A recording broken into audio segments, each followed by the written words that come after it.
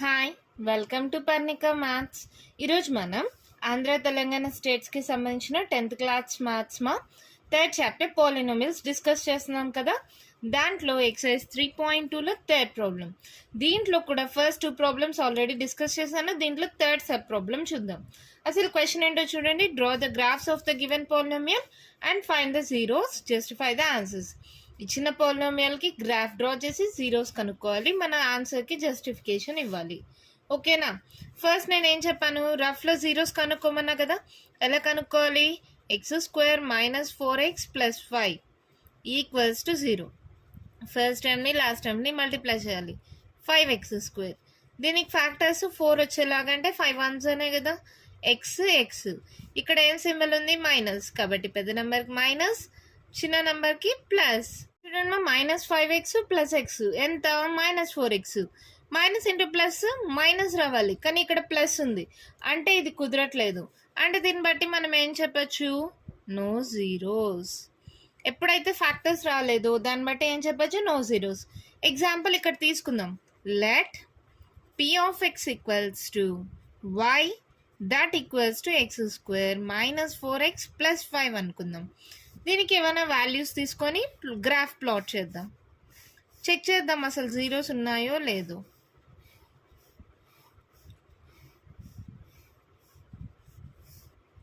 X why values ఎలా తీసుకుందాం?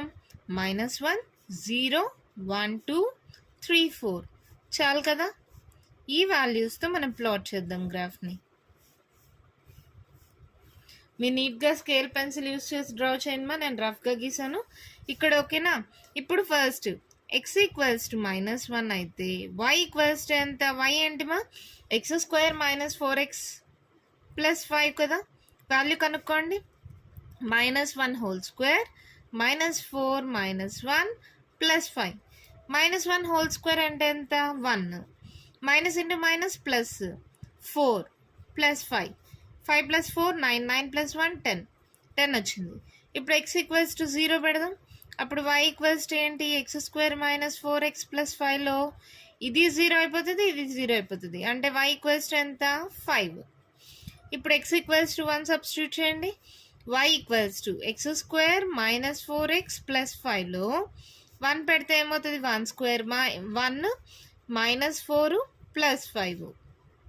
ఇక్కడ చూడండి, 5 - 4 ఎంత? 1.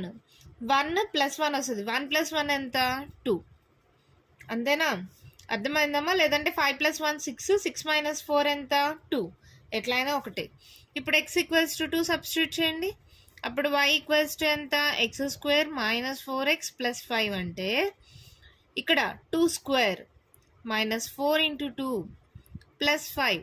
2² 4 -4 2s 8 + 5. ఇక్కడ చూడండి, 5 + 4 ఎంత? 9. 9 - 8 ఎంత? 1. x ఈక్వల్స్ టు 3 సబ్స్టిట్యూట్ చేయండి. ఏమవుతుంది? y equals to x² - 4x + 5 కదా. 3² - 4 × 3 + 5. 3² ఎంత? 9. 4 3s 12 + 5. 9 + 5 ఎంత? 14. 14 - 12 ఎంత? 2. ఇప్పుడు x ఈక్వల్స్ టు 4 సబ్స్టిట్యూట్ చేసి చూడండి. y equals to x² - 4x + 5 అంటే 4² - 4 × 4 + 5. 4 4s 16 -4 4s 16 + 5 + 16 - 16 క్యాన్సిల్ 5. ఇప్పుడు x ఈక్వల్స్ టు 5 కూడా చేసి చూద్దామా ఏమొస్తుందో. y equals to x² - 4x + 5. 5² - 4 × 5 + 5. 5 5s 25. 5 4s 20 + 5. 25లో 20 పోతే 5 5 + 5 అంటే 10. ఓకేనా? ఇక్కడ వచ్చిన వాల్యూస్ అన్ని ప్లాట్ చేసుకుందామా. -1కి ఎంత వచ్చింది? 10. 0కి 5. 1కి 2. 2కి 1. 3కి 2. 4కి 5. 5కి 10. ఇక్కడ మీరు గమనిస్తే మిడిల్ టర్మ్ కాకుండా ఇక్కడ చూడండి 2 2 5 5 10 10. ఈక్వల్గా వచ్చిందా? ఇప్పుడు వాల్యూస్ ఏంటి? -1, 10, 0, 5, 1, 2, 2, 1, 3, 2, 4, 5, 5, 10. ఇప్పుడు ఈ వాల్యూస్తో గ్రాఫ్ గీద్దామా? చూడండి, నేను ముందుగా ఊరికే రఫ్గా గీసి పెట్టుకున్నాను. ఫస్ట్ దీనికి స్కేల్ రాద్దాం. Scale on X axis 1 unit equals to 1 unit ఎంత తీసుకున్నాము ఇక్కడ? 1, 2, 3, 4, 5 అంటే 1 centimetre. Y axis 1 unit equals to y యాక్సిస్లో 1 యూనిట్ ఎంత తీసుకున్నా? 2, 4, 6, 8 అంటే 2 సెంటీమీటర్స్. ఓకేనా? చాలు, స్కేల్ అయిపోయింది కదా. ఇప్పుడు ఏంటి? ప్లాట్ చేద్దాం. -1కి 10, -1కి 10 ఇక్కడేనా? నెక్స్ట్ పాయింట్ చూడండి, 0కి 5, 0కి 5 అంటే 4కి 5కి కరెక్ట్, 4కి 6కి మధ్యలో ఉంటుంది. 1కి 2, 1కి 2, 2కి 1, 2కి 1 అంటే ఇక్కడ కరెక్ట్గా మిడిల్లో ఉంటుంది. 0కి 2కి మిడిల్లో ఉంటుంది. 3కి 2, 3కి 2,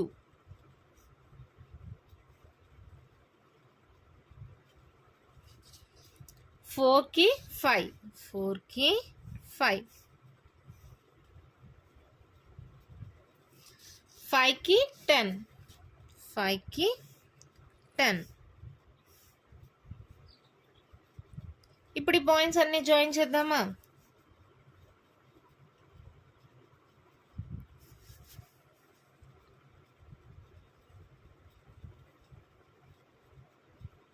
మీరు గ్రాఫ్లో గీస్తే మీకు చాలా నీట్గా యూ షేప్ వస్తుందమ్మా. ఓకేనా? ఇదేంటిది? p(x) equals to x² - 4x + 5 ఈ ఈక్వేషన్ రాసుకున్నాం. ఇక్కడ చూడండి, ఫ్రమ్ ద గ్రాఫ్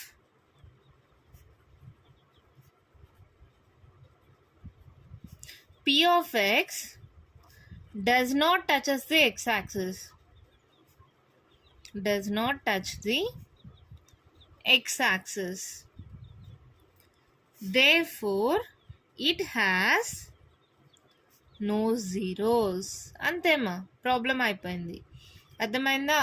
ఇక్కడ p(x) అనేది ఈ గ్రాఫ్ ఎక్స్ యాక్సిస్ని అసలు టచ్ చేస్తుందా? టచ్ చేయట్లేదు, కాబట్టి no zeros. From the graph p(x) does not touch the x-axis, therefore it has no zeros. అంతే, ప్రాబ్లం అయిపోయింది. అర్థమైందమ్మా? ఇక్కడ మనకు అర్థమైపోయింది. ఇక్కడ ఏంటి? ఫ్యాక్టర్స్ తీసుకున్నప్పుడు -5x + x అంటే -4x వస్తుంది, కానీ రెండింటిని మల్టిప్లై చేస్తే ఇది రావాలి కదా. మైనస్ ఇంటూ ప్లస్ అంటే మైనస్ రావాలి, కానీ ఇక్కడ ప్లస్ ఉంది. అలాగే చెప్పచ్చు, ఇక్కడ ఫ్యాక్టర్స్ రాలేదు కాబట్టి నో జీరోస్. ఇలా చేసిన తర్వాత కూడా మన గ్రాఫ్ అనేది ఎక్స్ యాక్సిస్ని టచ్ చేయట్లా. From the graph p(x) does not touches the x-axis, therefore it has no zeros. అంతే, థర్డ్ ప్రాబ్లం అయిపోయింది. అర్థమైందమ్మా మీకు? నెక్స్ట్ వన్ చూద్దామా? క్వశ్చన్ చూడండి, p(x) equals to x² + 3x - 4 అంట. ఇప్పుడు దీనికి నెంబర్ ఆఫ్ జీరోస్ కనుక్కోవాలంటే ఏం చేయాలి? x² + 3x - 4 = 0 చేయాలి. ఫస్ట్ టర్మ్ని లాస్ట్ టర్మ్ని మల్టిప్లై చేసుకోవాలి. ఇది రఫ్లో చేసుకోండి మా, రఫ్ వర్క్. ఇప్పుడు ఏంటి? -4x, దీనికి ఫ్యాక్టర్స్ అంటే ఏం రాస్తాం? 4 1s, x² అంటే x, ఇక్కడ ఆల్రెడీ మైనస్ ఉంది, ఇక్కడ ప్లస్ ఉంది, అంటే ఏం చేస్తాం? పెద్ద నెంబర్కి ప్లస్, చిన్న నెంబర్కి మైనస్. ఒకసారి చెక్ చేసి చూద్దాం. 4లో 1 పోతే 3 + 3x సరిపోయింది. Plus into minus minus, 4 × 1 4, x × x x² సరిపోయింది. అంటే ఎలా రాసుకోవచ్చు? x² - x + 4x -4 = 0. అంటే ఈ మిడిల్ టర్మ్ బదులుగా ఈ రెండు టర్మ్స్ని తీసుకుంటాం. ఎందుకని? 4x - x ఎంత? 3x, x² - 4 అలాగే రాసుకుంటాం. ఈ రెండిట్లో నుంచి x కామన్ తీస్తే x - 1, ఈ రెండిట్లో నుంచి 4 కామన్ తీస్తే మళ్ళీ x - 1 = 0. ఈ రెండు టర్మ్స్లో x - 1 కామన్ తీసేస్తే x + 4 మిగులుతుంది. x - 1 పోతే ఎక్సా, ఇక్కడ x - 4 పోతే 4ఆ? ఇప్పుడు చూడండి, x - 1 = 0, x + 4 = 0. అప్పుడు x ఎంత? 1, x = -4. అంటే జీరోస్ ఆఫ్ ద పాలినోమియల్ ఏంటి 1 4. దాన్ని బట్టి ఇప్పుడు మనం పాయింట్స్ తీసుకుందాం. Let p of x equals to y that equals to x square plus 3x minus 4. ఇక్కడ -4 దాకా ఉంది కదా, -4 దాకా తీసుకుందామా వాల్యూస్ తీసుకునేటప్పుడు. x y x, y. ఇక్కడ పాయింట్స్ నేను -4 -3 -2 -1 0 1 2 3 దాకా తీసుకుంటున్నాం. 1 దాకా చాలు కదా, కాబట్టి 1 2 3 తీసుకుందాం.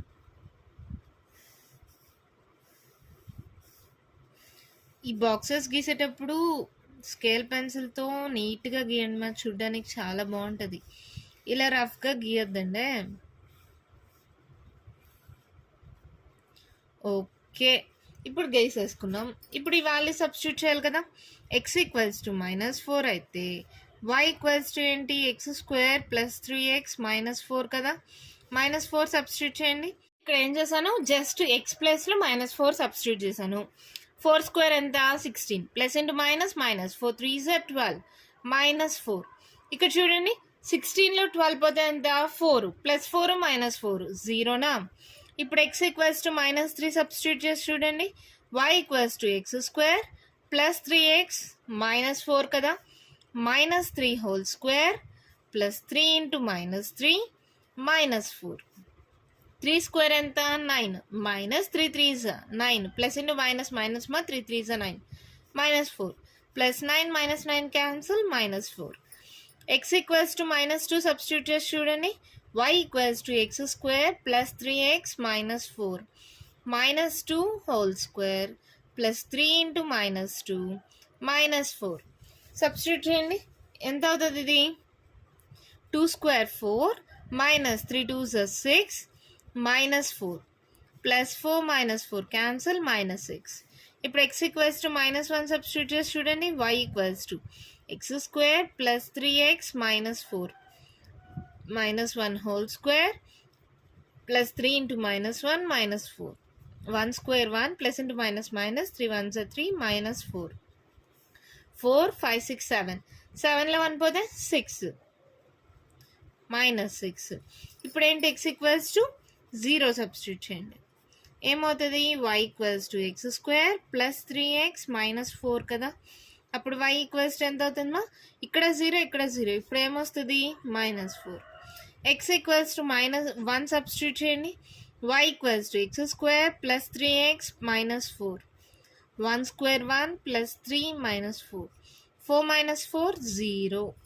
x ఈక్వల్స్ టు 2 సబ్స్టిట్యూట్ చేయండి. y equals to x square plus 3x -4 2 square 4 plus 3 2 6 -4 plus 4 -4 cancel 6. x equals to 3 substitute చేయండి. y equals to x square plus 3x -4 అంటే 3 స్క్వేర్ 9 ప్లస్ 3 3 9 -4 9 9 18 -4 అంటే 14. అంతేనా, వాల్యూస్ అన్నీ వచ్చేసాయా. ఇప్పుడు ఇక్కడ ప్లాట్ చేసుకోండి. -4కి 0 -3కి -4 -2కి -6 -1కి -6 0కి -4 1కి 0 2కి 6 3కి 14. అంతేనమ్మా, ఓకేనా, అర్థమైందా. ఇక్కడ 3 స్క్వేర్ 3 3 9, ఇక్కడ 3 3 9 9 9 9 2 18 18లో 4 పోతే 14 సరిపోయింది కదా. వాల్యూస్ అన్నీ ప్లాట్ చేసుకోండి. -4, 0 -3, -4 -2, -6 -1, -6 0, -4 1, 0 2, 6 3, 14. ఇప్పుడు ఈ పాయింట్స్కి గ్రాఫ్ డ్రా చేద్దామా. చూడండి, scale on x-axis 1 unit equals to, ఎలా తీసుకున్నాను మనం ఇక్కడ 1 2 3 4 అంటే 1 centimetre. On y-axis 1 unit equals to, ఇక్కడ ఎలా తీసుకున్నా చూడండి 2 4 6 8 అంటే 2 సెంటీమీటర్స్. ఇప్పుడు పాయింట్స్ తీసుకొని ప్లాట్ చేసేద్దామా. -4కి 0 -4కి 0 -3కి -4 చూడండి మా -3కి -4 -3కి -4 మీ గ్రాఫ్లో అయితే నీట్గా వస్తుందిలే. -2కి -6 -2కి -6 -1కి -6 -1కి మళ్ళీ -6 0కి -4 1కి 0 2కి 6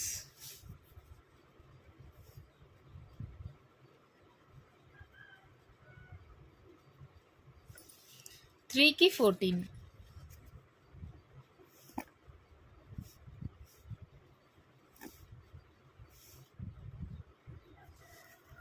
ఇక్కడ కూడా -4 కాకుండా -5 తీసుకున్నాను అనుకో +6 వస్తుంది.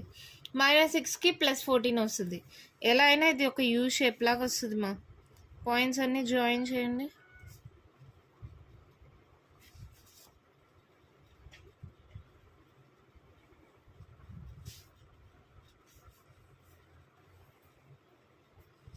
కావాలంటే ఒకసారి చెక్ చేయండి. -5కి మీకు 6 వస్తుంది, -6కి 14 వస్తుంది. అంటే ఇది ఇలా జాయిన్ చేసుకుంటూ పోతే మీకు ఇలా యూ షేప్లోనే ఉంటుంది. ఓకేనా? అంటే ఇదేంటిది y = p of x that equals to x² + 3x - 4. ఇప్పుడు ఇది ఎక్కడెక్కడ టచ్ చేస్తుంది? 2 points -4 + 1. Therefore the zeros are -4, 1. The graph justification అడిగినారు కదా, అక్కడ రాయండి. The graph touches the graph p of x cuts the x-axis at 2 points. Hence it has 2 zeros. అంతేమ్మా, ఇదే justification. ఓకేనా? The graph p of x cuts the x-axis at 2 points. Hence it has 2 zeros. అర్థమైందా? వచ్చిందా మీకు graph? ఏం చేసామ్మా, చాలా simple. ఇచ్చిన దాన్ని y అనుకుంటాం, xy పాయింట్స్ని ప్లాట్ చేస్తాం గ్రాఫ్లో. దాన్ని బట్టి జీరోస్ ఆఫ్ ద పాలినామియల్ కనుక్కుంటాము. ఎన్ని పాయింట్స్ x-axisని ఎన్ని దగ్గర టచ్ చేస్తే అన్ని జీరోస్.